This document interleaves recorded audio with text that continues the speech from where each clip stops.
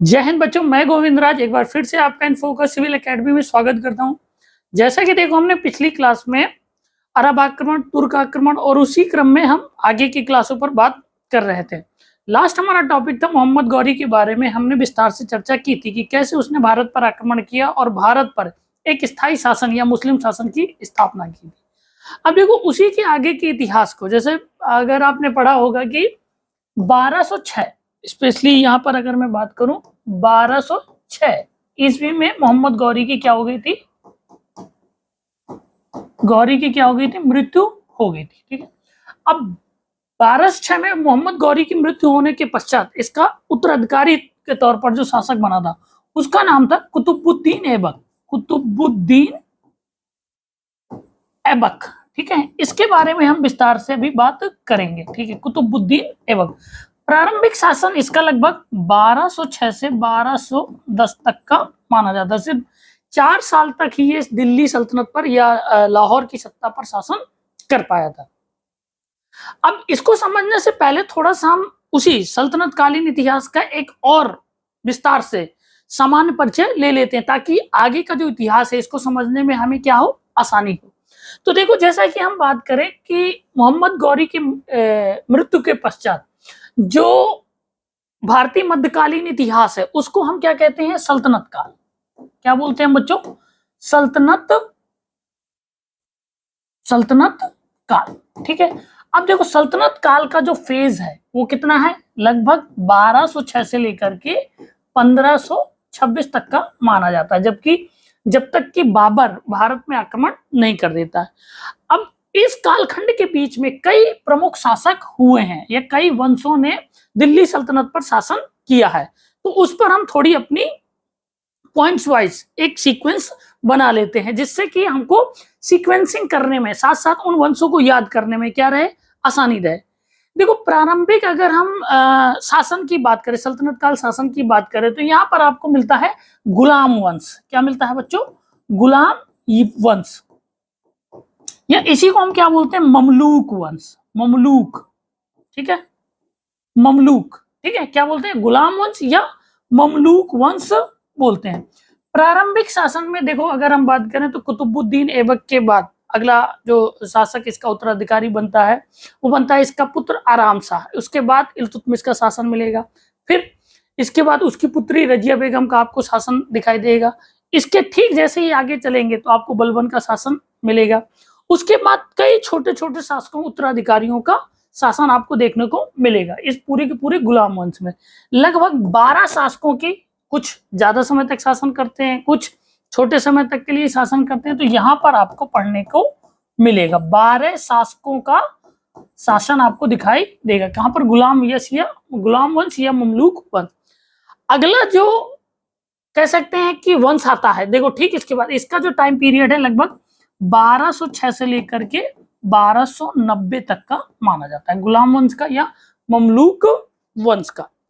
इसमें 2 पॉइंट है। देखो, एक राइटर है या इतिहासकार है जिनको हम बोलते हैं अजीज अहमद। अजीज अहमद ने गुलाम वंश के जो प्रारंभिक शासन थे इनको प्रारंभिक तुर्क कहा है, प्रारंभिक तुर्क कहा है। जबकि दूसरे इतिहासकार हबीबुल्ला, उन्होंने इनको क्या कहा है? तो आप कहेंगे ममलूक। ये कह सकते हो, ममलूक का एक शाब्दिक अर्थ होता है जिस पर अभी हम बात करेंगे कि देखो, ममलूक का मतलब होता है कि स्वतंत्र माता पिता। ये ध्यान रखना, स्वतंत्र माता पिता की संतान। अब देखो, यहां पर मतलब क्या है कि स्वतंत्र माता पिता की संतान मतलब इनके जो माता पिता थे वो किसी के गुलाम नहीं थे। तो ऐसे उत्पन्न संतान को जिसने शासन किया उसको हम क्या कहते हैं? ममलूक।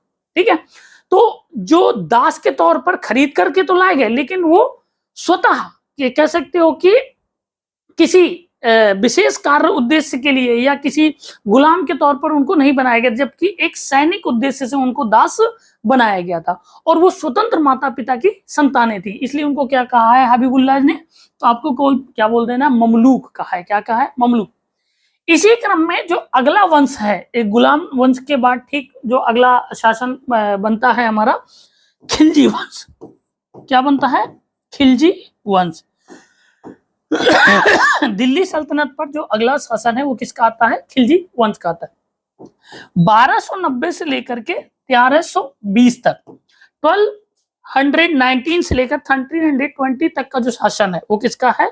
खिलजी वंश का। कोई ज्यादा समय तक नहीं रहा, लगभग 30 वर्षों का ये शासन है, ठीक है। इस शासन में आपको किसके बारे में पढ़ेगा?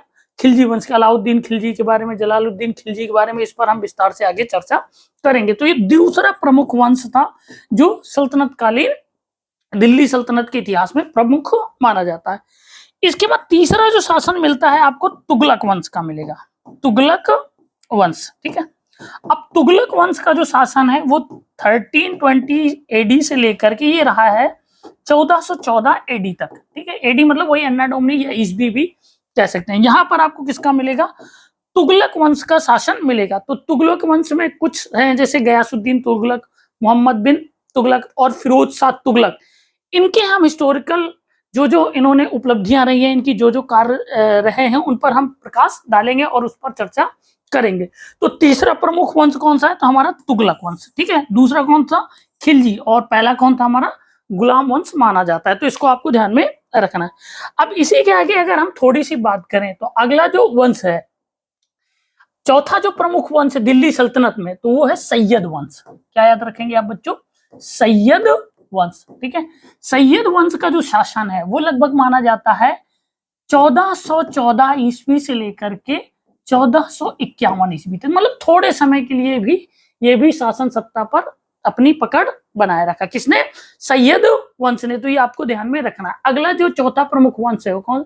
इसमें स्पेशली हम बात करेंगे खिज्र खां की। देवल रानी की कहानी यहाँ पर आपको दिखाई देगी, जिस पर हम विस्तार से चर्चा करेंगे, ठीक है। इसके बाद का जो शासन है वो किसका है बच्चों? तो आपको बोल देना लोदियों का शासन मिलता है। किसका? लोदी वंश का शासन मिलेगा सल्तनत काल में। तो इसके ठीक आगे का, अब आगे का आप समझ सकते हो कि 1451 से लेकर के 1526 तक का जो शासन है, ठीक है, वो किसका रहता है? बहलोल लोदी से शुरू होता है, ठीक है। सिकंदर शाह लोदी और इब्राहिम लोदी तक। अंतिम जो शासक है कौन रहता है? इब्राहिम लोदी। और इब्राहिम लोदी को ही किसने पराजित किया था? बाबर ने पराजित किया था। तो यहाँ पर 1526 का आपको पानीपत का युद्ध पढ़ने को मिलेगा। तो यहाँ तक का जो इतिहास है इसको हम क्या कहते हैं? सल्तनत कालीन भारतीय इतिहास, जिस पर 5 प्रमुख वंशों ने क्या किया? शासन किया। अब इसे एक परीक्षा उपयोगी प्रश्न बनता है कि सबसे ज्यादा समय तक इस कालखंड में किस वंश ने शासन किया? तो आपको बताना है कि तुगलक वंश ने। किसने बच्चों? तुगलक वंश ने इस कालखंड में सबसे ज्यादा समय तक शासन किया। सबसे ज्यादा समय तक, ये ध्यान रखना है। सबसे ज्यादा समय तक किस वंश ने शासन किया? तो आपको क्या बोल देना है? तुगलक वंश ने शासन किया। तो देखो ठीक यहां से अगर हम पहले की बात करें तो तुगलक वंश का शासन कहां से माना जाता है? 1320 एडी से लेकर या 1320 से लेकर के लगभग 1414 ईस्वी तक इसका शासन माना जाता है, जो सल्तनत कालीन इतिहास में सर्वाधिक समय पर शासन सत्ता संभाले रखने में सफल रहे, ठीक है। कौन सा वंश? तो आपको ये ध्यान रखना, तुगलक वंश। तो ये आपको सामान्य इसका जो क्रम है वो आपको समझ में आया होगा। एक बार हम फिर से देख लेते हैं। देखो पहला वंश क्या है? तो आपको क्या बोलना है? गुलाम वंश, या उसी को हम क्या कहते हैं? ममलूक वंश। इस पर अभी हम एक एक करके विस्तार से चर्चा करेंगे। दूसरा हमारा खिलजी वंश, जो 1290 से लगभग 1320 एडी तक रहता है। इसके बाद तुगलक वंश, और ठीक इसके बाद का हमारा कौन सा? सैयद वंश के बारे में पढ़ेंगे, फिर लोदी के बारे में। और इसके बाद का तो आपको पता ही है कि मुगल काल स्टार्ट हो जाता है। तो वहां पर हम विस्तार से चर्चा एक अलग टॉपिक पर करेंगे। अब इसी क्रम में देखो आगे बढ़ते हुए बच्चों,